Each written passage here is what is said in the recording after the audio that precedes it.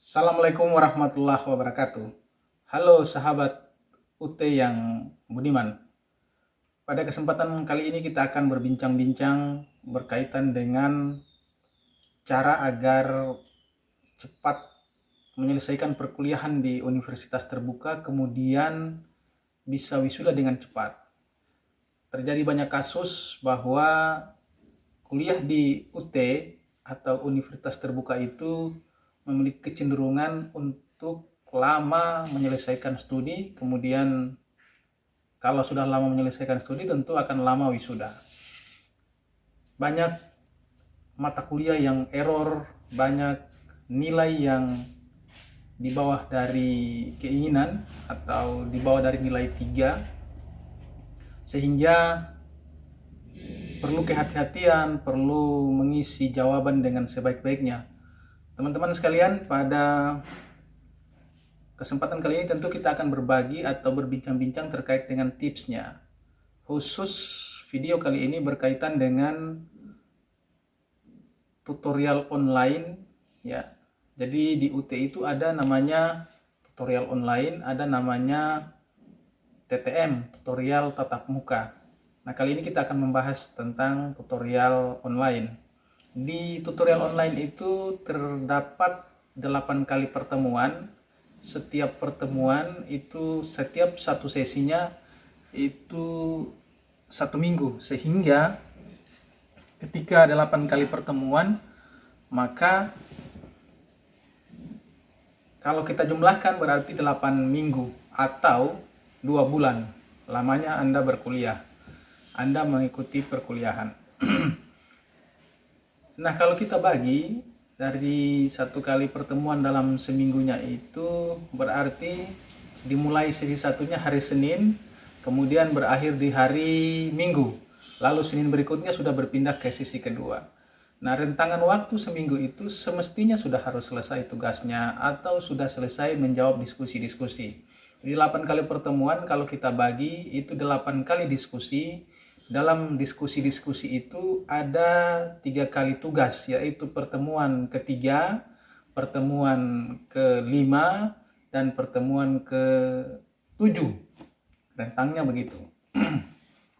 Nah, yang tidak boleh dilakukan adalah tugas tidak boleh kosong. Jadi tugas 1 tidak boleh kosong atau tidak bisa menjawab, tugas 2 tidak boleh kosong, dan tugas 3 tidak boleh kosong. Tugas 1 berada di pertemuan ketiga atau sesi 3, tugas 2 berada di sesi 5, dan tugas 3 berada di sesi 7. Oleh sebab itu, teman-teman sekalian, tugas ini penting, tidak boleh kosong. Kenapa? Karena dia menjadi nilai pembagi yang sangat besar. Kalau kita petakan lebih luas lagi, yang tidak boleh dilanggar agar lulusnya di mata kuliah tertentu bisa lulus dengan baik, dengan memperoleh nilai baik, maka yang tidak boleh dilanggar itu adalah yang pertama, kehadiran harus selalu diisi 100%. Kemudian sesi-sesi setiap minggunya harus dijawab yang berisi sesi diskusi. Teman-teman harus berdiskusi dengan baik, menjawab pertanyaan dengan baik. Jika pertanyaannya ada 3 nomor, maka ketiga-tiganya dijawab. Dalam satu pertanyaan terbagi 3 bagian, maka ketiga bagiannya dijawab. Contoh, jelaskan fungsi bahasa jelaskan fungsi bahasa menurut para pakar dan berikan contohnya dalam kehidupan sehari-hari. Berarti dalam satu nomor itu terdapat 2 pertanyaan. Fungsi bahasanya menurut para pakar, kemudian soal yang kedua adalah berkaitan dengan contoh dalam kehidupan sehari-hari. Nomor 2 lagi, misalnya dari satu nomor, yang nomor 2 itu berisi 2 pertanyaan dalamnya, kedua-duanya dijawab. Saya yakin para tutor akan menjawab atau memberi jawaban sesuai rubrik. Tentu kalau jawaban yang Anda berikan sesuai dengan pertanyaan, pasti juga nilainya akan bagus. Lalu yang berikut untuk menjawab, bagaimana caranya bisa menjawab dengan baik sesuai dengan pertanyaan. Tentu teman-teman pasti tahu cara menjawab yang baik itu.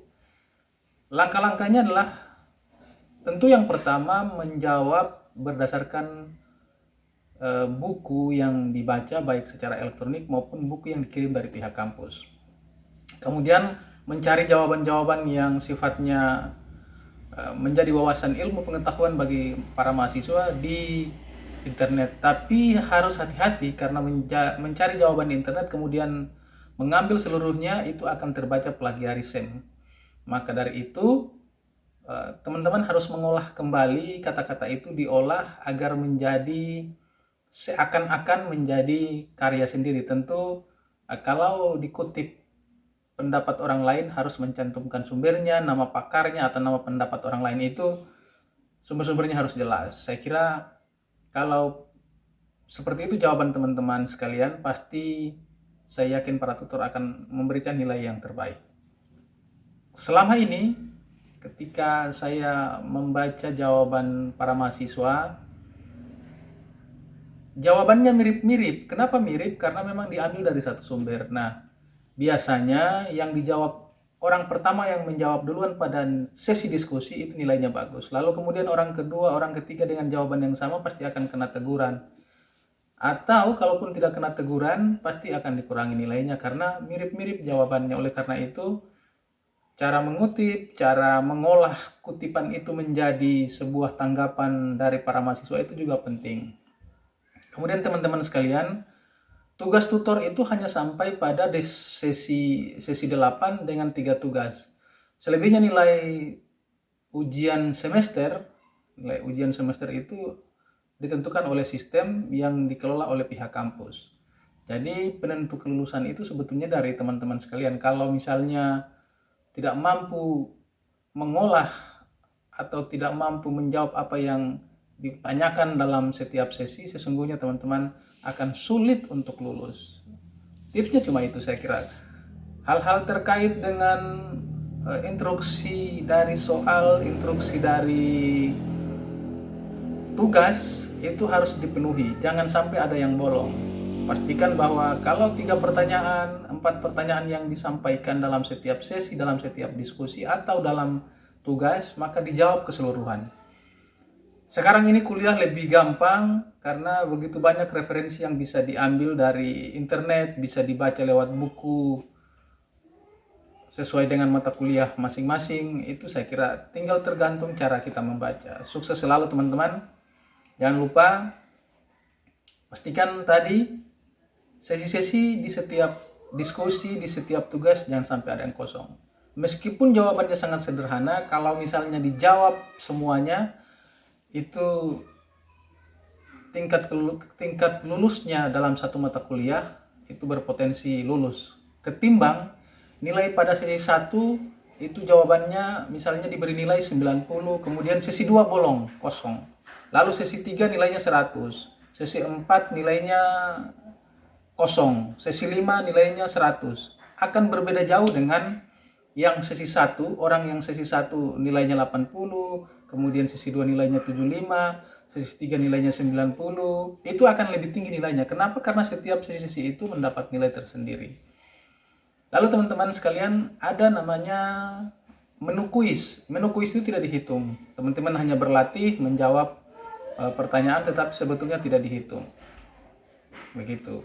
Jadi gampang sebenarnya kalau kuliah di universitas terbuka, karena selain tidak dibatasi oleh waktu yang secara jamnya ditentukan, misalnya harus bertemu jam 3 sampai jam 5 untuk tutorial online, Tuton. Tetapi teman-teman hanya dibatasi waktu dalam 1 pekan harus bisa mengirimkan tugas. Sukses selalu ya, semoga hari-hari berikutnya selalu menyenangkan. Dan bagi teman-teman yang belum ketemu dengan saya di perkuliahan, semoga kita bisa bertemu pada mata kuliah dasar umum Bahasa Indonesia. Thank you, terima kasih. Assalamualaikum warahmatullahi wabarakatuh.